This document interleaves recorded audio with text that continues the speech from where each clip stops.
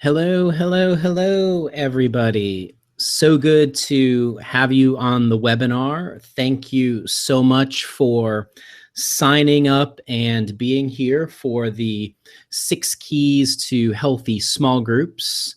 I'm sure we'll have a good time, and there's lots of great content coming up. And hope you're ready to take a few notes and to process and to think about what can be applied to whether it's your small group ministry that you oversee or whether it's a small group that you are presently leading in your church or in your organization or somewhere else. So glad you're here. I just want to tell you a couple things about myself. My name is Scott Perkins, and that is my picture that is presently displayed on your screen.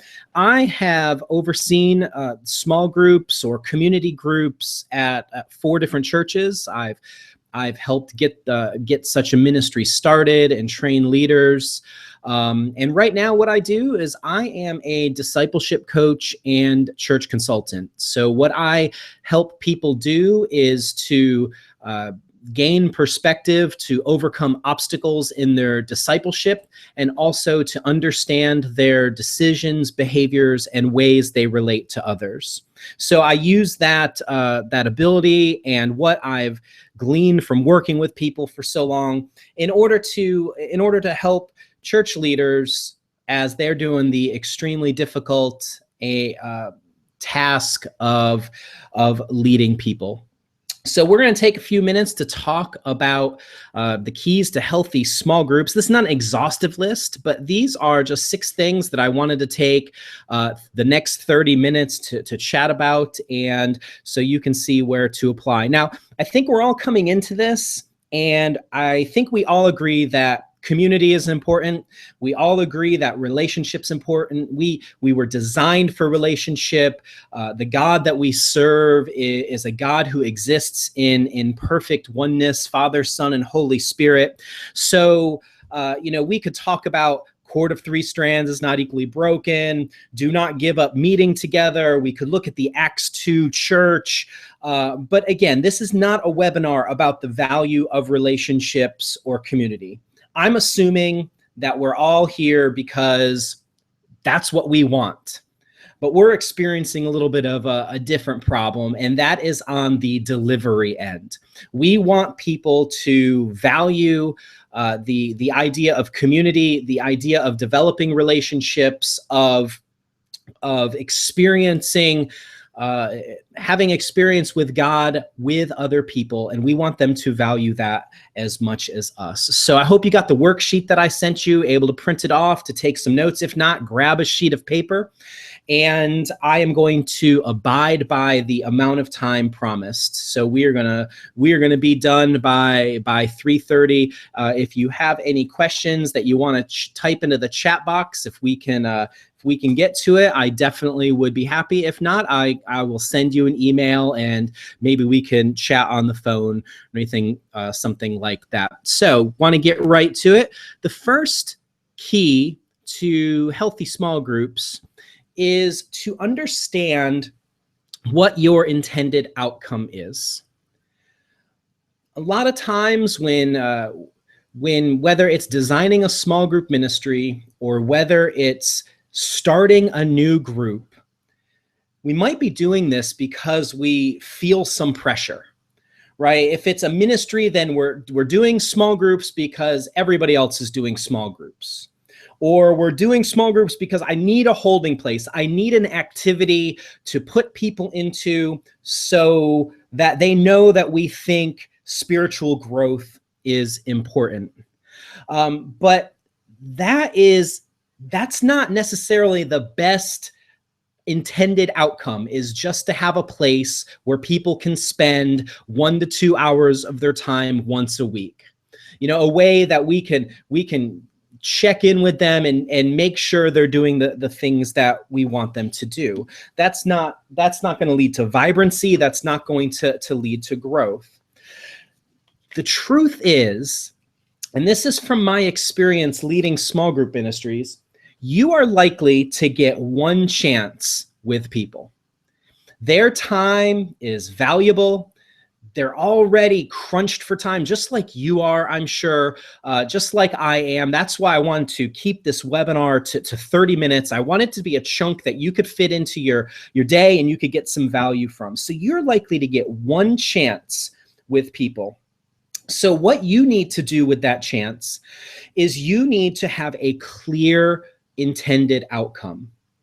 What are you leading your group for? What are you leading your small group ministry for? Is it to help deepen people's relationship with God? Awesome. That is a fantastic intended outcome. Is it so that people can build relationships with one another and learn what serving together and being the body, what that is all about? Again, that is a fantastic intended outcome. Do you want to have groups so that people can serve together? Are they going to be task-based groups? And I could go on, and I could list a dozen different intended outcomes. But the wrong thing to do is to say we're not going to have an intended outcome. We're not, because if you don't know where you're taking people, and I'm sure you've heard this adage at whatever leadership book you've read or whatever leadership conference you've been to, if you don't have a vision for where you're taking people, then they're going to end up nowhere. So beginning a ministry or leading a ministry that you want to take to the next level, or if you are a leader today and you're wanting to start a group, it takes intentional planning.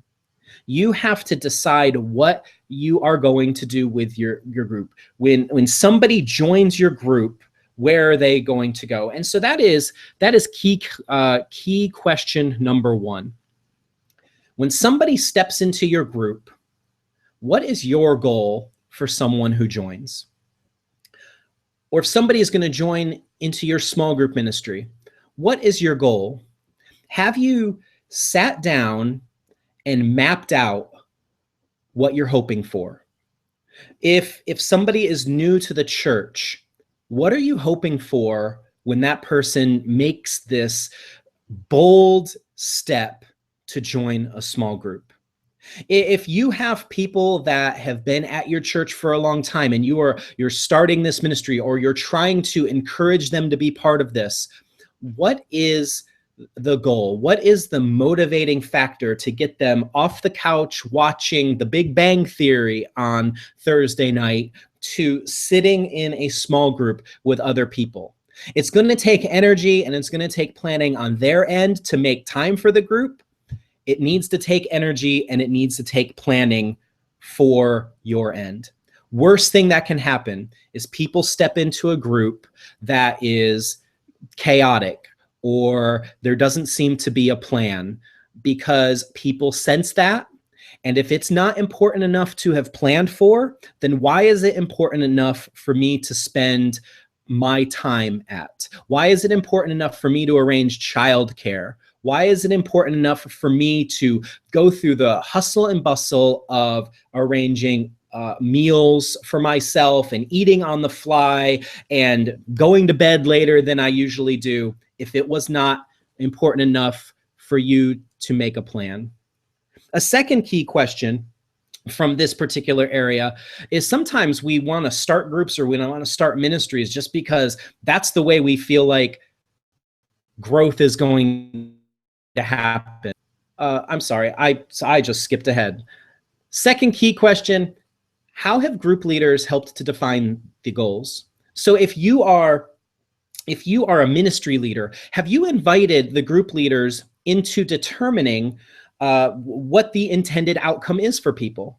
If you're leading a group, have you asked people why they are there and what they are hoping for, to make sure that the reason they are there aligns with the reason that the group is in existence? These are critical questions, because when these things aren't aligned, people's experience is bad, and they end up just sitting there because that is what they are supposed to do.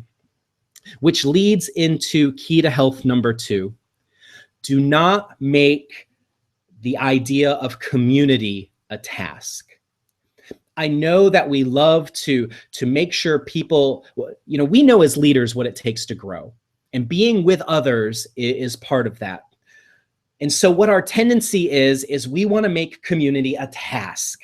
If you are going to grow, if you're going to be a committed member, if you're going to be part of this, then you have to be involved in a group. I mean, people don't respond well to law. And when it's something they have to do, they do it with a certain sense of resentment. We want people to experience joy. We want to experience growth. And most of all, we want them to experience the presence of God when they're in their group. So that's why the key to health number 1 was so important, making sure you understand the intended outcome. But that's why this second key to health is so important. You want your groups to be such a thriving, joy-filled place that they attract people. Not the type of thing that you say, okay, it's time for the next 10 weeks. You have to be, if you're a member, you have to be involved in a group. That is not going to be something that the people who are active invite their friends, invite their neighbors to. I mean, ultimately, in groups, in ministries that I have started and worked with, one of our ultimate goals is for the small groups to be another front door for the church. A less intimidating way for people to have an experience with the people of God and with the church that you're a part of. But if people are attending out of obligation, that is not going to happen. So how do the intended outcomes you have from Key to Health number 1, how do they help people practice the presence of God? How do your intended outcomes help them connect as a way to grow? Is it relational? Is it knowledge based? Is it service based? How are those two things going to work in tandem? So here's a question for you to consider as you leave this webinar in a few minutes, and you try to apply some of what we talked about to what you do. And I know this is like drinking from a fire hydrant, lots of information, but what pressures are there for growth? Okay, this is the question that I alluded to a minute ago. I lost my place on my notes, and I apologize for that. But if you're a ministry leader, I know, I've done this. I know you experience pressure from whoever is above you. Why don't we have more people in groups? Why aren't the groups doing more things? Why aren't they more visible? That's pressure that comes through you and ends up making groups feel like an obligation to others. If you are somebody here that is leading a small group, what pressures are you receiving to invite people and make sure your group is growing? Or there's the model of groups that after 18 months, you're going to have enough people to split into 2 groups. That's pressure. And that feels like obligation to you. And that obligation is going to go through to the people you are leading. Key to health number 3, do not skimp on leader investment. Whether you are a small group leader and we're talking about you investing in yourself, or whether you are a ministry leader, I will tell you from my experience leading small group ministry. I led a small group ministry in a church that had 2,400 people. We had dozens and dozens and dozens of groups. The most important thing I did was I invested in my leaders, because I couldn't touch all the people in the church. I had to touch the leaders. And it was even getting to the point where I could not do that with all the leaders effectively. So I was putting in another layer of leadership. Whatever set of leaders you are responsible for, invest in them. Don't leave leaders on an island. This is the small group leader's greatest fear, is that they are not going to hear from anybody. They're going to be responsible for these 8 to 12 people that come to their house. They don't feel confident teaching. And again, relating to Key to Health number 2, sometimes we feel that pressure for growth, and we take any warm body person that's been attending our church for 6 months and we say, you're ready to be a small group leader. Investment, investment, investment. I have 4 quick little things to do for investment. This is my philosophy. I try to keep things simple because I'm not always the brightest bulb in the box. The first thing is I like to encourage my people, and not just going around shaking hands and saying good job, but seeing and knowing them enough to be able to be specific. Like, hey, I heard some people talking in the foyer about how great your group is, and I just wanted to let you know that is amazing. Or, hey, I know that your group served and took care of the yard of a neighbor who lost a spouse, and I think that is an amazing way to demonstrate the love of Christ. Be specific in your encouragement. We need to empower leaders. Put leaders in a place to succeed. And what that means is, if you do have that person that comes to you and says, I feel like I want to lead a small group, but I'm not a teacher, then don't hand them a commentary for Revelation and say, I'm going to, for the next 10 weeks, we're going through this book. There's got to be opportunities for them to lead in ways that they feel like they're going to succeed. And that rhymes. So that's got to be truth, right? The third thing is equip people. Give your leaders the tools, the resources, and the support to succeed. So, for instance, if you are having everybody go through a marriage curriculum, make sure that they have the extra resources that are going to equip them to know what common questions are going to come up, how to redirect people. What are some websites that if somebody asks something you don't know that you can direct them to? Again, the most common fear I hear from small group leaders, and when I speak to sets of leaders and when I'm doing trainings for leaders, is that I'm not an answer man, or I'm not an answer woman. So I don't want to do this.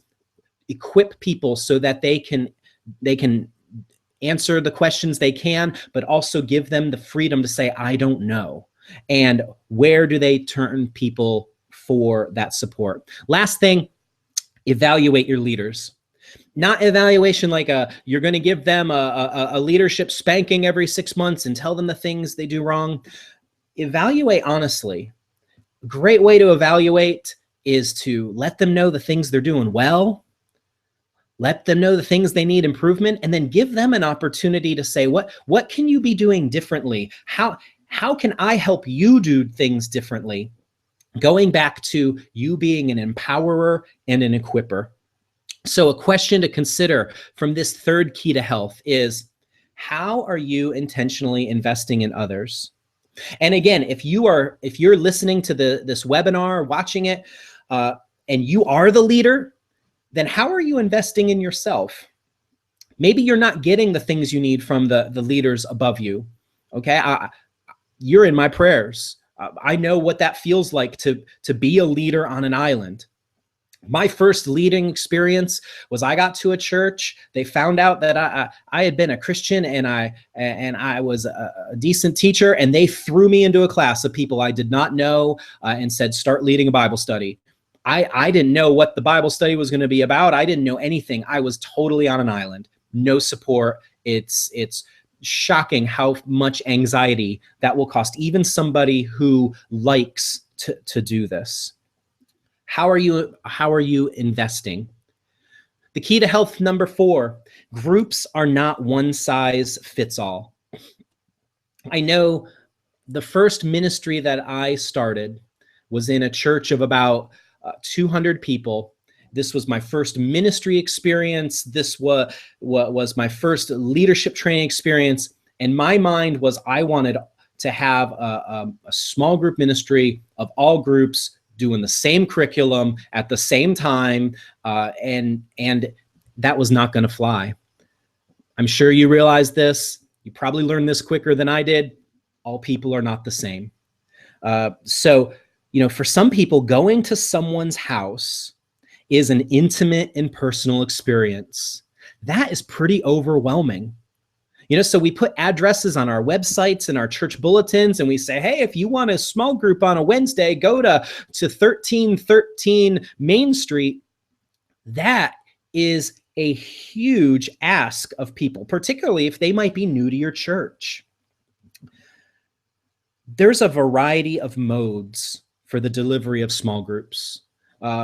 I've presented lots of ideas to leaders. I've seen lots of things. So this is a great opportunity to brainstorm. Small group ministries, we always consider it success if they get 40% or 50% of people involved in small groups. But then what does that mean about the other percentage? There's reasons those people are not in groups. Some of that, not all of it, but some of that is because the mode that you are using for your groups is probably does not resonate with them. And again, if you are a group leader, this is the same of your individual group. If you're in a 10 to 12 week group, maybe that's the commitment you expect from people. Doing the same thing every week is going to be attractive to the people who are left at the end of the 12 weeks. So finding a variety of ways to offer information, to have people interact, that is going to be key to having a vital small group. So the question to consider here is, this is true for ministry, this is true for individual groups. What assumptions does your mode of doing groups make? If you have small groups spread throughout your city, then you're making the assumption that people have the means to transport, they have the time, they have the money to go and to all these different places. Sometimes we don't even see the assumptions that we make. The fifth key to health: practice acceptance in your groups. The people in your groups, they have different temperaments. The people in your groups are going to be strong in different areas. The people in your groups are going to be broken in different ways as well. So we can't assume that, for instance, all men are addicted to pornography. When we make assumptions about people's brokenness, then we miss our opportunities for ministry.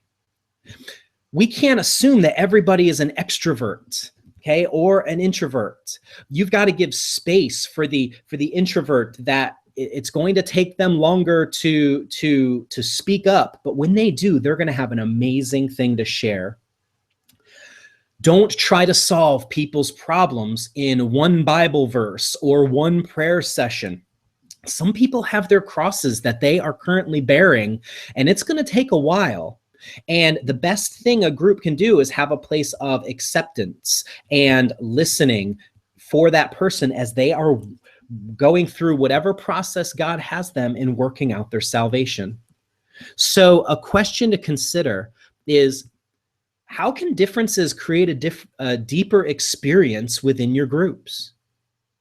How can we celebrate the different strengths that people have? This is part of being the body, right? This is 1 Corinthians. This is what Paul writes about. But sometimes, even though we know these truths, applying them is difficult. It takes intentionality, and it means growth is going to be slower than just sending people out into groups and wiping our hands of it and saying, okay, until next time. Key to health number 6, remove stumbling blocks. A principle of groups, and this is a truth, again, that I've had in the ministries that I've led, and I've not done this perfectly. This is in ministries that I've consulted with, is groups tend to homogenize over time. So, we talk about that group that's been together for 3 years, and they're just the closest knit people that you ever want to see. And that's none of the 8 people ever miss a Thursday morning. Well, yeah, there's stuff to celebrate there, but that also is a red flag. That might be a closed system, and that might not be serving the church or the ministry very well. When people are that tight-knit, that's a stumbling block for newcomers. I once observed a group where this happened, and I was actually observing a leader, and some new people came, but those new people sat on the couch while everybody else was having conversations, and it broke my heart. Because here, like we said way back in Key to Health #1, about 24 minutes ago, when you don't have your outcome defined, when people are giving you their one chance to be involved in the group and they get ignored, they're never going to try it again. At least not at your church, or at least not with your groups. Remove stumbling blocks. Hey, I know it's a blessing when somebody with a gigantic house with 50-foot ceilings offers to host a group, and you definitely should have groups there. I'm not saying to not use those. I'm not saying there's anything wrong with that. But what I am saying is, think about, are there other people in your church that might be a stumbling block, that makes them feel inadequate, and they don't want to drive their rusted out car through a nice neighborhood? So is that an unintentional stumbling block? If you have small groups off your campus or, away from your church, and some churches have to, because the church I'm presently attending meets in a school. So there is no campus. There is no place on a property to have group. We have to have small groups. Are the groups on the fringes of town so that it's going to be a significant ride for everybody? Again, I know sometimes that happens because it has to happen, because those were the only people willing, but sometimes that happens because those were the easiest people that would be the hosts, and it's just another thing we can cross off the list. Another stumbling block: do you have niche curriculum?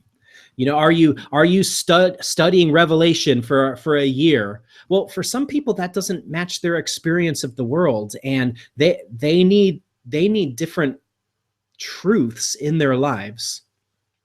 I know I got 2 minutes left, so the question to consider here, I just threw up Acts 15:9. This is, it is my judgment, therefore, that we should not make it difficult for the Gentiles who are turning to God. And that's just a verse I carry with me. I was once at a leadership conference led by Andy Stanley, and he talked about they always make sure the bottom rung of the ladder is firm and in place, so that people who are trying the church thing or the small group thing or anything for the first time aren't going to be left behind. The question here to consider is, who can help you evaluate stumbling blocks to which you are blind? This is a great opportunity to invite somebody to come in and say, what am I not seeing? Is there a stumbling block to the sign-up process? Is there a stumbling block to the getting information to people process? It just might be stuff that you don't see because you are immersed in your system. I did this for a couple. I went to their church. I sat down. I was just a first-time guest, and I wrote up 4 pages of stuff that they just were blind to, and they were thankful for that.